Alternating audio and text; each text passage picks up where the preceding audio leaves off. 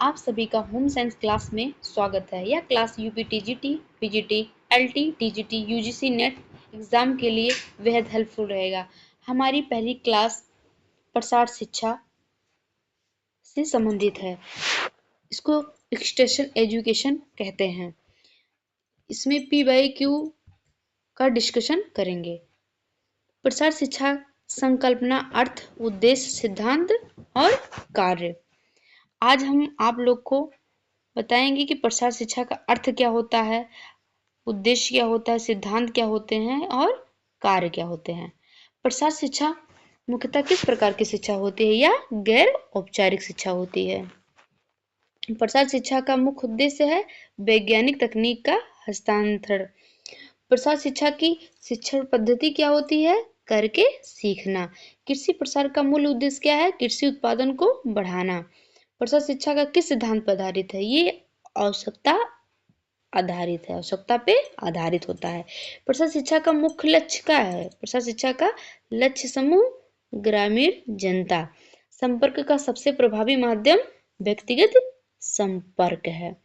कौन सा माध्यम समूह संपर्क में आता है, प्रदर्शन। कौन आता है, प्रदर्शन। प्रसार शिक्षा का मुख्य कार्य क्या है, ज्ञान का प्रसार करना। टानिक शब्द किसका सिद्धांत है, संपर्क का। एक्सटेंशन एजुकेशन शब्द का प्रयोग पहली बार कहाँ हुआ था, अमेरिका में। और भारत में कृषि प्रसार की शुरुआत कब मानी जाती है, 1992 में। 52। भारत में सामुदायिक विकास कार्यक्रम कब शुरू हुआ था, 1952 में। आईसीएमआर की स्थापना किस वर्ष हुई थी, Indian council of agriculture research, 1929 में। ट्रेनिंग एंड विजिट सिस्टम किससे संबंधित है, कृषि प्रसार से। फॉर्म एंड होम विजिट किस प्रकार का संपर्क है, व्यक्तिगत संपर्क है। किसान मेला किस श्रेणी में आता है, सामूहिक में। फीडबैक आवश्यक होता है संचार प्रक्रिया में। एक्सटेंशन का मुख्य घटक क्या होता है, संचार। प्रसार शिक्षा का हार्ट क्या कहलाता है, संचार। ट्रेनिंग एंड विजिट टीएसवी प्रणाली किस देश के द्वारा विकसित की गई थी, विश्व बैंक के द्वारा। फार्मर्स फील्ड स्कूल का उद्देश्य है निर्णय क्षमता को बढ़ाना। किसान दिवस 23 सितंबर को मनाया जाता है। एसएमएस का अर्थ क्या होता है, subject matter specialist. Problem solving approach संबंधित है प्रसार शिक्षा से। प्रोग्राम एवोल्यूशन संबंधित है परिणाम जांच से। कृषि विश्वविद्यालय का एक प्रमुख कार्य क्या होता है, प्रसार सेवा करना। कॉन्टेक्ट फॉर्मेस किससे जुड़े हैं, टीएसवी प्रणाली से। कम्युनिकेशन की पहली आवश्यकता क्या होती है, कम्युनिकेशन की पहली आवश्यकता होती है स्रोत से, श्रोता। औपचारिक अनौपचारिक, आज हमको हम बताएंगे कि औपचारिक शिक्षा क्या होती है, अनौपचारिक शिक्षा क्या होती है और गैर औपचारिक शिक्षा क्या होती है। औपचारिक शिक्षा प्राप्त होती है स्कूल एवं कॉलेजों से। अनौपचारिक शिक्षा कहाँ से प्राप्त होती है, परिवार और समाज से। गैर औपचारिक शिक्षा किसके लिए उपयोगी है, जो स्कूल नहीं जा सकते हैं। औपचारिक शिक्षा की विशेषता क्या है, निश्चित समय सारणी से। गैर औपचारिक शिक्षा का मुख्य उद्देश्य क्या है, कौशल विकास और साक्षरता। ओपन स्कूलिंग किस प्रकार की शिक्षा है, गैर औपचारिक शिक्षा है।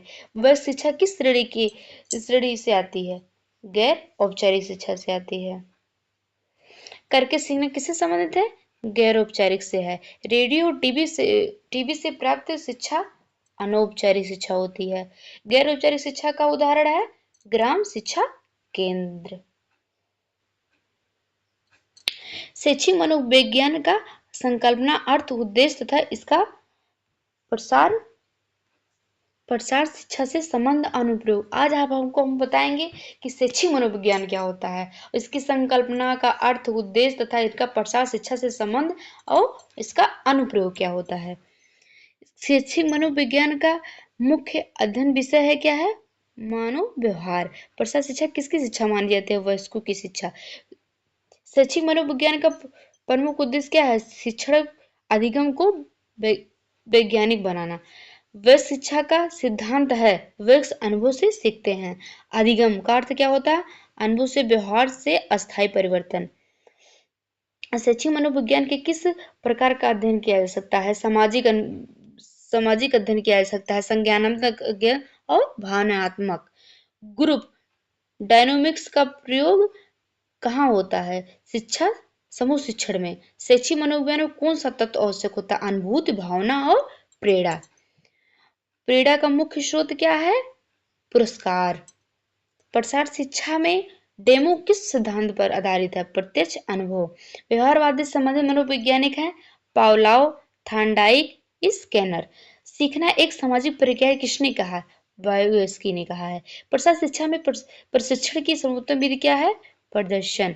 अधिगम सिद्धांत प्रयास और त्रुटि किससे संबंधित है? थॉर्नडाइक। प्रसार शिक्षा में नवाचार अपनाने की प्रक्रिया से संबंधित कौन है? रोजर्स हैं। शिक्षा मनोविज्ञान में बुद्धि परीक्षण का आयोग है क्षमता मापने में। प्रसार शिक्षा का नारा है सीखो और आजमाओ। वयस्क में विशेषज्ञ किसान संपर्क में किसका उदाहरण है? द्विपक्षीय संचार। शैक्षिक मनोविज्ञान में मापन किसका होता है? उपलब्धि, बुद्धि, व्यक्तित्व। व्यवहारवाद के अनुसार सीखना होता है उद्दीपन प्रतिक्रिया। प्रसार शिक्षा में केस स्टडी उपयोगी है समस्या विश्लेषण में। वह अधिगम जिससे कई इंद्रियां उपयोगी होती हैं, बहुसंवेदी अधिगम। शैक्षिक मनोविज्ञान का अंतिम लक्ष्य क्या है? सीखना और बेहतर बनाना। देखो, सुनो और करो किस सिद्धांत पर आधारित है? प्रत्यक्ष अनुभव पर, डेमो पर, सहभागितात्मक लक्षण पर। धन्यवाद।